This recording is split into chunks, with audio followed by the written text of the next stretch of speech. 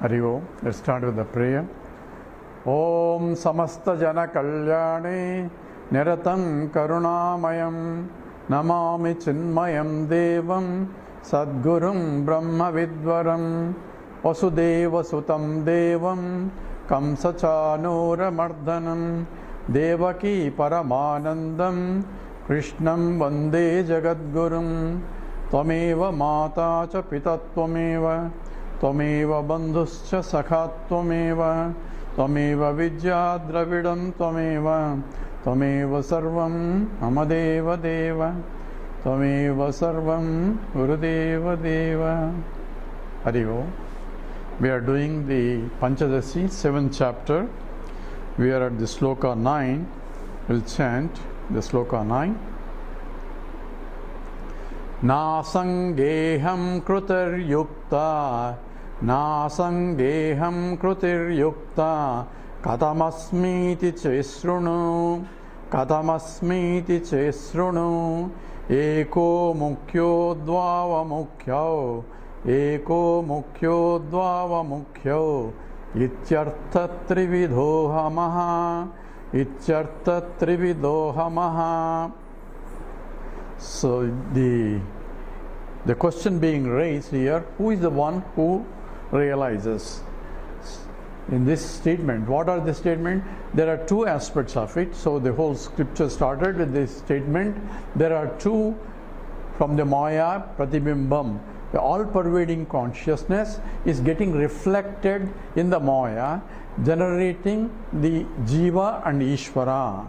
So how do they generate Ishvara and the Jiva? Number one, by the reflection of pure all-pervading consciousness in the Sat Swarupa Maya. That is pure Sat Swarupam. It is Ishvara.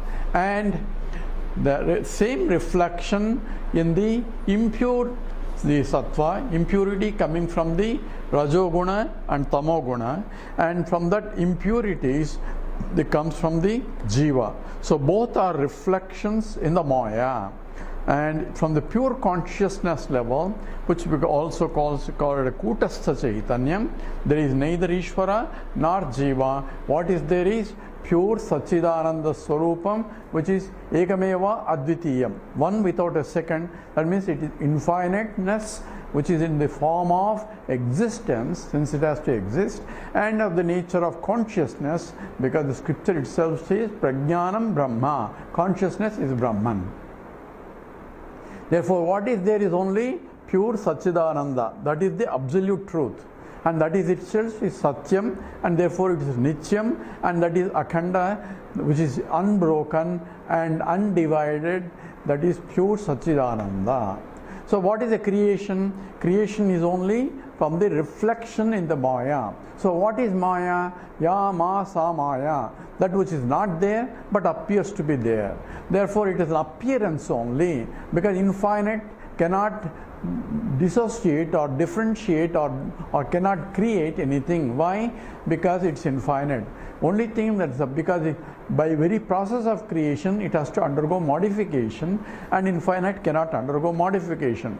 So navak gacchati namanaha. So neither speech can go nor the mind can go. It is nothing can be said about it other than the scripture points out that it is one without a second, and there is no sajati, vijati, swagata, vedas. That means no difference of any kind, because it's a homogeneous mass of pure existence, which is of the nature of consciousness. Being limitless, it is of the nature of Ananda Swarupam. So Satchit, Ananda are not attributes of infiniteness, because infiniteness cannot have attributes, only finite things are attributes. Then what are Satchidananda? Satchidananda are pointers in the direction pointing out that which is without any second, and that which is of the nature of exist, because it has to exist, and existence cannot have limitations, because if there is a limitation, we say what is there on the other side of the existence. If the other side exists, then existence pervades everywhere. So if the space itself is infinite, space itself is exists. So existence of the space is supported by the very existence itself, and that which is subtler than the space. Space itself is subtler.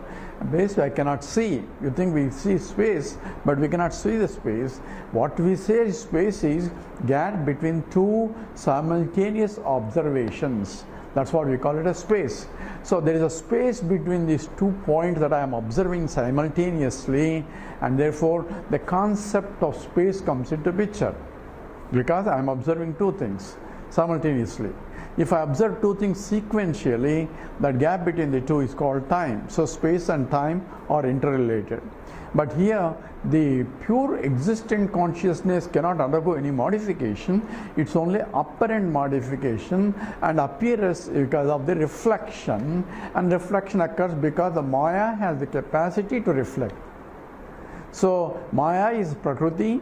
Prakriti is of the Trigunatmikam, Sattva, Rajas, Tamo gunas. And in the Sattva guna, pure Sattva guna, reflection of the Satchidananda or the Chaitanya Swarupam, reflection of that occurs, and in the occurrence of the reflection, Ishvara is.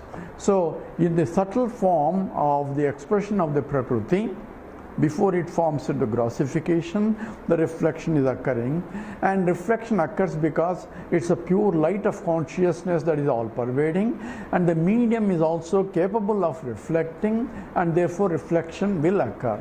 And reflection occurs as long as Maya is there, and Maya is only appearance there.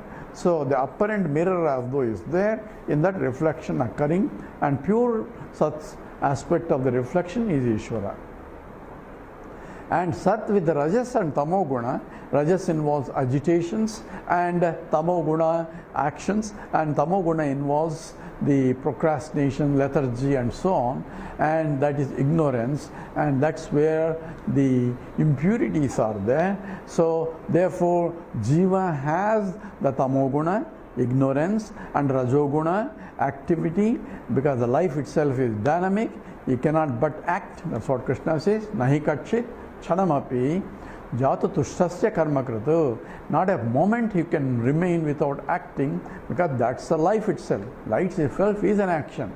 Not doing any action is also an action. Kartum sakyum, akartam sakyum, anida kartum sakyum. So don't say I am sitting here, what I am doing? I am not doing anything. So very sitting itself is doing something. So that's why you cannot but act. But how one should act, because the life itself is a dynamism, how one should act, that's what is the whole Karma Yoga and all that. Now, this Jiva is because of the Rajoguna and the Tamoguna parts is coming in, and therefore it is the impure Sattva, that's where the Jiva reflection occurs. And the Ishvara and Jiva together are creating. So Jiva is also contributing for the creation. How does he contribute? By his own vasanas. Therefore, Ishvara doesn't create just randomly. It's not a random process, or at his whims and fancies he cannot do. He has to do according to the karmas of the Jivas. So there is a demand for particular type of the universe that is needed in order to exhaust the karmas. So therefore, in the Bhagavad Gita, Krishna says it is the karma that is responsible for creation, and that karma is coming from the Jiva. So Ishvara and Jiva together are creating, and Jiva's contribution is from the point of contributing the total karma. So Ishvara, using the karma of all the Jivas put together, forms the basis for creation, and that's how 14 lokas are created after making a gross. And lokas are meant for exhausting the karmas of different types of Jivas. So there are higher lokas and lower lokas depending on the nature of the Jivas, and along with the lokas, their particular bodies are also created, which is gross. And into those bodies, there is a subtle method that the subtle also is there is a subtle material and the gross material, and into that, as though the pravesham, upavesha, the entering into those particular bodies are done by the the particular jivas essentially, and there the reflection occurs by the all-pervading consciousness in the local subtle bodies. So even though there is an all-pervading consciousness, there are different local subtle bodies, buddhis, and in that reflection is occurring, and the reflection depends upon the reflecting medium. So reflecting medium, so each subtle body is different because each one person's karmas are different. Because of that, impurity is because of that impurity, reflection is. So even though all-pervading sunlight is there, the reflection depends upon the reflecting medium, and the quality of the reflection therefore not necessarily depends upon the original light, but on the reflecting medium. If the medium is polished, then the reflection becomes bright. If the medium is dirty or dull or covered with something, then the reflection is also dull. So sada sarvagatopyatma na sarvatrava bhasate buddhya veva bhaseta swacheshu pratibhimbavatu. Shankaracharya says in the Atmabodha, it is even though there is an all-pervading consciousness, the reflection occurs in the buddhi, and that depends upon the purity of the buddhi. Impurity of the buddhi is coming from the agitations, and when something is agitated, the reflection will not be clear. So when the water is agitated, you don't get a proper reflection, but when the water is calm and quiet, you get to see beautiful reflection. You can see the whole universe there in the reflecting medium. Same way, when the buddhi, his mind is calm and quiet and serene, then the reflection also occurs. So you have Sat, Chit, Ananda of the Brahman, and the reflecting medium varies depending upon the individual jivas and also the world also. So in the reflection of the pure consciousness in the inert things, only Sat aspect is reflected, and you don't see the Chit and Ananda there. So like stones and all that, you see only the Sat aspect, because there is the isness is reflected. Isness is existence, because you cannot say the non-existent object you cannot see. So the existence is expressed in different type of objects there. Then as the subtle material is also there along with the gross, so along with the body, the mind also has to be there. Now we have a reflection not only of Sat but Chit also. So when the Chit reflection now depends upon the purity of the subtle body. And if the mind is completely pure, then the whole consciousness beautifully reflects there, and all that will be reflected. So we call it, he's a bright person, his brightness is shown, and that is expressed even in his face also. It's not a dull face, because the very expression of the consciousness comes out, beams through the eyes and so on and so forth, and that's what is essentially brightness is coming from the Sattva Guna. And when the mind is calm and quiet, not only the Sat, not only the Chit, Ananda is also reflected. So for the reflection of the Ananda, the mind has to be serene. And that's why that we get whenever our desires are fulfilled. In those moments, we are getting happiness, because the now mind is calm and quiet, and therefore the whole reflection occurs. And that's why Taittiriya Upanishad says, on every level of Ananda, along with the whatever satisfaction you get because of possessing all that up to that point, there is also Ananda being described as Sotriyasya Akamayatasya. So the statement Sotriyasya Akamayatasya is repeated at every level, implying that you can get the same happiness by not fulfilling desires, but one who is contented, Truptaha. This is the Trupti aspect of the name of the Deepa. Trupti Deepa is that Trupta means contentment is there, because the mind is not agitated with the desires below that level. So that's why in each level, even up to Prajapati also, this is Sotriyasya Kamayatasya. So the one who does not have any desires at all, he gets same happiness, and that's what is essentially a Jivan Mukta also. So now the Ishvara, Jiva and is differentiated. Ishvara comes, creation comes into the picture up to the Pravesha. That's what is said in the previous slokas, that is essentially in the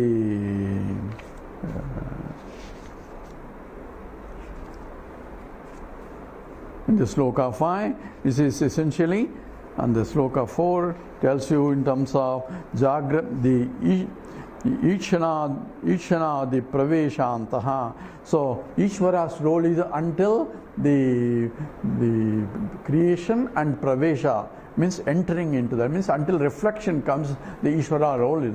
After that, the Jiva role in terms of creation because of his vasanas. So whether it's a waking state and a dream state and a deep sleep state I am going through because of my vasanas, if I am completely agitated, I cannot get sleep, and if I am calm and quiet, if the particular day's things are done quiet temporarily, therefore I go to sleep and dream and so on and so forth. So all the three states, etc., etc., are created by the jivas, vasanas, prarabdha, and so on and so forth. So in these two, the problem comes only when the jiva forgets his own nature. Ishvara being sarvajna, he doesn't forget nature. He is sarvajna because pure sattva, and that stands for knowledge. So he knows, and he knows that Aham Brahmasmi. So he doesn't have any ignorance. And this is essentially the Sarvajnaha and Sarvavit. So two words are used in the Mundaka Upanishad. It says Sarvajnaha is all-knowing, Sarvavit also all-knowing. So why two words side by side in the same sloka? It used in the 9th sloka of the Mundaka Upanishad in the first chapter about defining Ishvara. It says Sarvajnaha and Sarvavitu. One stands for the Aparavidya and is Paravidya. Because the discussion is about what is Aparavidya and what is Paravidya. And the student wants to know, please teach me that knowledge knowing which I know everything. And this teacher started saying about Paravidya, but before that he goes through Aparavidya, and Ishvara knows this as well as that. So he knows Sarvajnaha, he knows everything about the all Aparavidya, and also Sarvavit, he knows the other also. So those are both knowledges, or both knowledge are known by the Ishvara. But the Jiva, having entered into this individual level, taking the reflection, so we have three components. One is pure consciousness, another is the reflecting medium, buddhi, and reflection called Siddhabhasa. So these three states are there, and in the Jiva, the Chiddabhasa and with the buddhi, and he has a notion and forgets that I am pure consciousness. So I am, he starts, and then this, and that becomes ahankara. So I am equal to this. What is this? This is an inert, and that start with Sariram on. Of the anything that can be pointed out is this, starting with the Sariram, then the mind, then the intellect. So each one is this. But when we say I am equal to this, that means he forgot or doesn't recognize that I am pure Satchidananda, and therefore he mistakes himself that I am this, and the whole biodata is only I am this, I am this, I am this, all that. So Jiva identifying himself with the reflected consciousness, that is RC, and reflecting medium, that is with the buddhi, and forgetting that I am the original consciousness OC, and therefore he becomes a samsari. Samsari means traveling around. How does he travel? Not only this life from birth to death, and travels from loka to loka depending upon the vasanas. So once the prarabdha karma is over, then he finds another body, because this particular body is no more conducive to exhaust next set of vasanas. So he goes in search of the next body or next loka, where the next germinating vasanas have to be exhausted. So he is traveling. Samsarati means he is traveling, and therefore he is samsari. And he travels all over, life after life after life, and in the process accumulates new vasanas, and that becomes a sanjita karma, and of which only he brings the particular vasanas, and that's the prarabdha karma, and he makes new vasanas again in this life when he has a human body where he has a will to do, and therefore he accumulates new vasanas also, and that becomes agami karma. So you have a sanchita karma, you have a prarabdha karma, you have agami karma, and keep account depositing and goes life after life after life. So we have come so many lives in the process, and therefore somehow we got the human body. So Manushyatvam, Mumukshutvam, Mahapurusha Samsrayam, Durlabham Traimivaitadu, Daivanugraha Hetukam. Only because of the grace of God we are getting the human body where we can think, and therefore we can also make mistakes more, but at the same time we can also evolve rapidly also. The choice is ours, and that is because of we are given a buddhi, intellect to think, to discriminate what is right and what is wrong, what is the right way of proper action, what is improper action. That buddhi is given to the human intellect, and now we can master ourselves, or we can also destroy ourselves also and go back into our back to animal and all other lives also. That choice is ours. And therefore a buddhi is given, and the buddhi has to be gone. Only the mumukshutvam of the purusharthas, dharma, artha, kama, moksha, only the desire for liberation comes only because of grace of God. And Mahapurusha Samsrayam, only association with the right teacher that is required also comes because of the grace of God only. That's what the Vivekachudamani says. Therefore, he is led to that depending upon what is that punya karma that led. Only because of his own meritorious actions, the grace of God comes. Because grace of God is always there. Samoham sarvabhuteshu namedveshosti napriya. Krishna declared, I am equal to everybody. I have no liking for somebody and not liking. But those who worship me, they are essentially tapping the energy from me. So those, it is their choice that is to tap, and that's essentially that getting a proper teacher is also because of the grace of God also, and that's what essentially being discussed so far. Now the question was asked by a Purvapakshi. So now the discussion is, I had to realize. Who has to realize? There are three components we said. One is all-pervading consciousness, and the other is the buddhi. Buddhi is the intellect, and the reflection, because intellect is inert. Intellect cannot do anything. But the reflection, because of the reflection of the consciousness in the buddhi, chidabhasa, intellect has become a conscious entity, just as the moon has become a luminous entity by reflecting the sunlight. Moon does not have the luminosity by itself, but because of reflection, now it is the Prakushta Chandraha is a bright shining things in the sky. How? Because of reflection only. Same way, the buddhi has become a conscious entity by reflecting the consciousness. And now this reflected consciousness is there, buddhi is there, and reflection cannot occur without the original consciousness, and with the original consciousness is all pervading, but getting reflected. That's what we call it a kutastha. We get an example of the hand reflecting. So light is all over, but that part of the light that is falling on the hand, we call it the kutastham, that is the localized the light, and reflection of the light by the hand is what actually we see. But we cannot distinguish what is the original light falling on the hand and the reflected light, because they are always together. You cannot separate it. And separation can only be done by cognitively, that means by analyzing, and that's where the viveka has to come. Viveka is nitya, anitya, vastu viveka.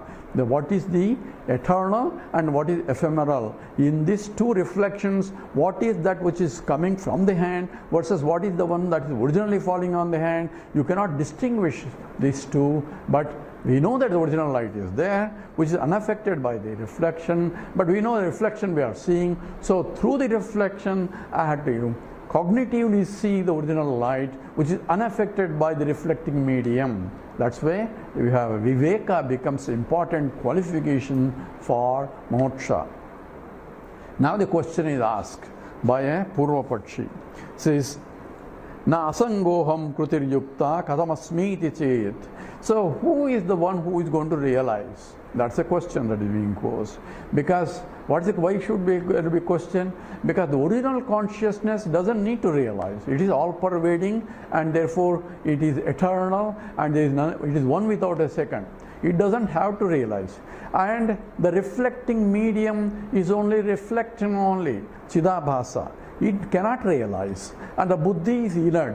It cannot realize also. So who is the one you say I have to realize? Who is the one who is realizing what? So that is who says Aham Brahmasmi? I am the Brahmara. I am the pure OC, original consciousness that is all pervading, Nityam and all that. Who says, and that's what the moksha you are talking about, then who is realization here? Is it a OC, that means original consciousness, or is it RC, is it reflected consciousness? Who exactly is this? And if that is the question, they don't know. In that case, listen to the answer. So answer is being provided from now on to this objection that is being raised. So eko mukhyo dva mukhyo ityastha trivido ahamaha, trividaha ahamaha. See, ahamaha means in the I amness, trivida, there are three aspects involved, and one is eko mukhyaha. One is important, I am. When you say there are I am, he is saying there are three aspects involved. One is I am, one aspect, and another is also people say I am. So there are three categories of this I am, and we have to understand in that who is asking, who is realizing. Now first understand there are three aspects of I am, and that's going to be answered in the next.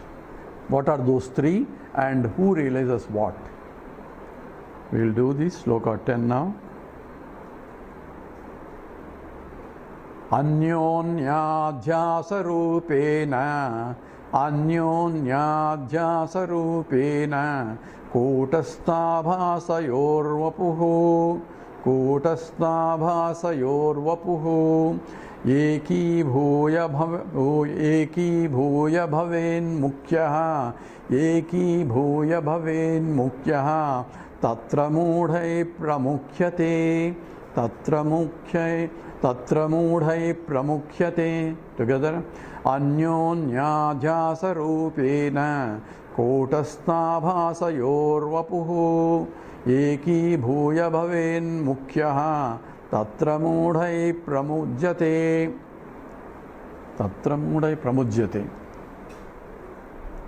So now Anyonya adhyasarupena Kutastha abhasayoho vapuhu.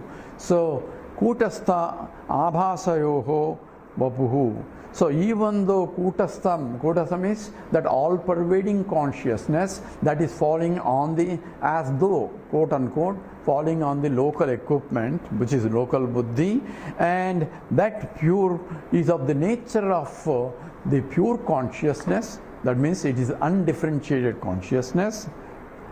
Anyonya adhyasa rupena, their mutual superimposition of OC and RCs, etc. We will discuss that. Eki bhuya bhaven mukhyaha. The first aspect of the three things we are talking about, first aspect of I am is mudhaihi pramujyate. The people tatra, the mudhaihi, the people who are ignorant or people who are deluded, mudha here is the one who is deluded, takes I am, and that I am is defined by the normal, generally by this, which is due to anyonya adhyasa, by mutual superimposition. So we are talking about adhyasa aspect of it, which Shankara defines the adhyasa bhashya in the Brahma Sutras before the Brahma Sutra commentary starts. So adhyasa bhashya is done, and that is what adhyasa means, superimposed error. Superimposed error is Yushmad Ashmat Pratyaya Gotarayoho. So that's how he starts with the whole Brahma Sutra also. And is what is this Adhyasa? Adhyasa is, now we are talking about two things. One is the buddhi, another is the intellect, the all-pervading consciousness and the reflection occurring. Now, what is Adhyasa is taking the part of the qualities of the previous one on itself, and that's what is called superimposition.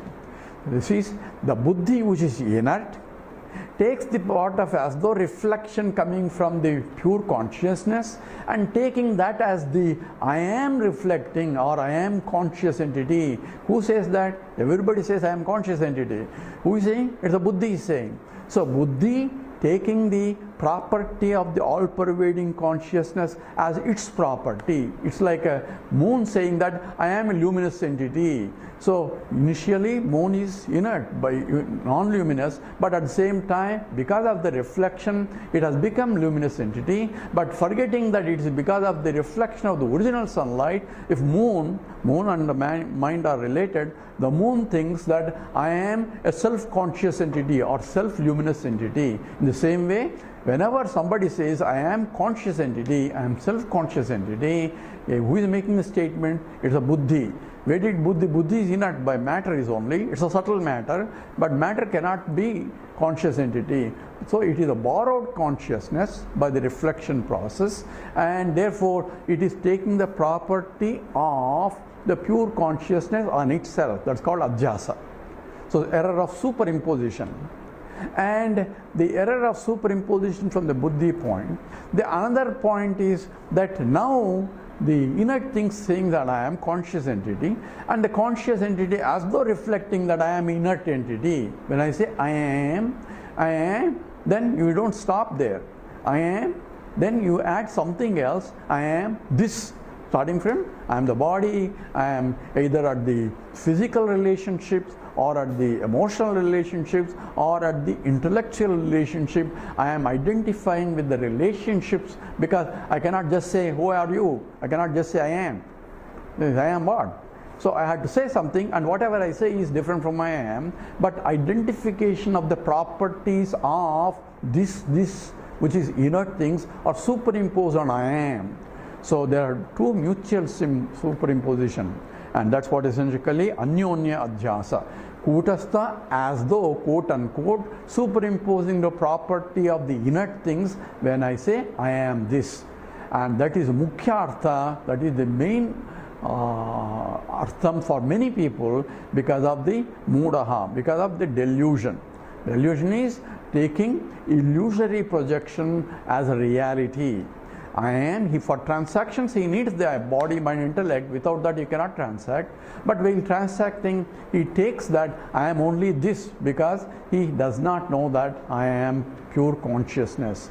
Even though he says I am conscious entity, but taking the inert entity as I am is a very confusion, and that's what is called Mudaha. So having the body is not a problem, but I am the body is a problem. So body problem becomes my problem. So body is having backache, this ache, that ache, all that, and every property of the body becomes my property, because I am superimposing the property of the body on myself. Why do you say it's only property and not myself? Because when I go to deep sleep state, the problems of the body is not there anymore. I am comfortably sleeping, and some people take even sleeping pills to get to that state, because I can get rid of the property of the body, because they do not belong to me. I am pure existent. I slept very well, but I am there to sleep very well, yet I do not have the consciousness of the body, mind and intellect. That means I am none of that. I can exist without that, but in the deep sleep state I am not conscious of my existence also. I don't know is only answer is, what did you do? I don't know. Where were you? I don't know. Neither space concept nor the time concept I have, because I am in the deep sleep state, because I am beyond space and time also. That's essentially transcendenting state. But I am not conscious of that state. If I am conscious, because I need a mind again to be conscious. If I have mind there, then I have all other problems. So if I have the mind at the same time I have that original conscious understanding, that is what a jnani is. Jnani is what? Not only in the deep sleep state, but even in the waking state, he is conscious of his true nature in spite of the problems of the body, mind and intellect. Problems of body, mind and intellect will still remain. That has nothing to do with I am. So, but I can take the role of the body, mind, intellect for transactional purposes, but at the same time have a clear understanding, cognitively understand that I am in fact is pure consciousness, but taking the role. So for the Mudha, here they use the word is for a deluded person, that means who is not have a clear understanding of what is the fact, and for that he takes eki bhuya, I am this indeed, and that is bhaven mukyaha. This, the appearance has become the reality for him, and prayujyate, and therefore is employed in all his transactions, that I am this, I am this, I am this. The whole life is spent from the morning to the night, and from day in and day out, and the whole from the birth to death, or the womb to the tomb, same problem is, until he recognizes I am not this, but I am something higher. Not this means neti neti, while using the equipments, I am not the equipments, but these are equipments only, but I am something beyond that which enlivens the equipment. It is just like the moon recognizing the luminosity in me is from the all-pervading sunlight that I am, and this only reflection, and reflection depends upon the reflecting medium. Reflection doesn't change, medium need not change, and only my understanding has to change, but understanding will not change unless I contemplate on it. I cannot contemplate if the mind is agitated and running after with this desire, that desire, because whenever the desire comes, mind is always perturbed and the whole yavahara goes on. So therefore, he calls it a mudaihi, deluded person. So who realizes? He gave you the first definition of the I am part, and the other two definitions he is going to tell now. That's in the sloka 11. Prutaga bhasa kutaste, amukhyo tatra tattvavit, paryayena prayukteha,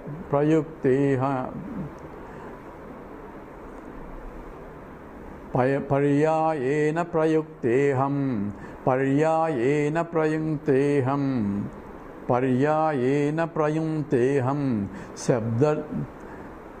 sabdam loke cha vaidike, together. Prutaga abhasa kutastau, amukhyo tatra tattvavit, paryayena prayukteham, sabdam loke cha vaidike, sabdam loke cha vaidike. So prutaga abhasa kutastau, amukhyo tatra tattvavidu. So tattvavidu, now we are talking about a person who is realized, and tattvavid means who knows the tattvam. Tattvam means who knows the truth of this, the original consciousness and the reflecting medium and the reflected consciousness, who knows that, and therefore tatra, in this the other two aspects come into picture, where he understands this Pruthak abhasa kutasto. In these two things, one is the original consciousness and the reflected consciousness. He is able to differentiate what is these two, and he claims that I am pure consciousness when he is understanding and talking about that from that point. And paryayena prayuktehi, aham sabdam lokesa vaidike. And while he's transacting in the world, he cannot say I am Sachidananda. He has to use the body, mind, intellect. I am hungry, I am sleepy, I am this, because without the identification with the body, mind, intellect, he cannot transact in the world. So he does again come down at the level and transact with the world. At the same time, he has the understanding that when I am transacting only, but pure consciousness that I am doesn't even transact in that. That's what Krishna says, karmaniya akarmaya paschet. The one who sees himself a non-doer while doing is going on. So doing has to go on as long as the body is there, mind is there, the world is there, and transactions, and the prarabdha karma will be there, and also samishti karma keeps the body, mind, intellect to be intact until, because of the students who want to learn from the teacher. So for that also the Ishvara maintains the body, mind, intellect, because the Jivan Mukta's body is maintained for the sake of others also. And therefore a Jivan Mukta recognizes that, once recognize that I am pure existent consciousness, at the same time while transacting he has to use the body, mind, intellect, and therefore he has the two levels of this I am. One is from the point of pure knowledge wise, that I am Sachidananda, aham asmi sadabhami kadachin aham apriyaha. Says in the Advaita Makaranda, Lakshmidhara Kavi says that I am pure existent consciousness and never anything at all. Says therefore everything else is nothing but only the role that people have to play. Says Mayye Vodoti Chidyomni Jagat Gandharva Pattanam. So from me the whole universe is rising, by me it is sustained, and into which it goes back. Therefore I have two I ams here. From the pure Jnanam point, that is I am Sachidananda. From the transactional point, I am this. Therefore who realizes will be understood essentially from the point I am actually pure consciousness. I have to realize I am, because everything else is only mithya. That he is going to do in the next sloka. With this we will stop here and continue later. Om Purnamada Purnamidam Purnat Purnamudachyate Purnasya Purnamadaya Purnameva Vasishyate. Om Shanti Shanti Shanti. Harihi Om. Sri Gurubhyo Namaha. Harihi Om. Narayana.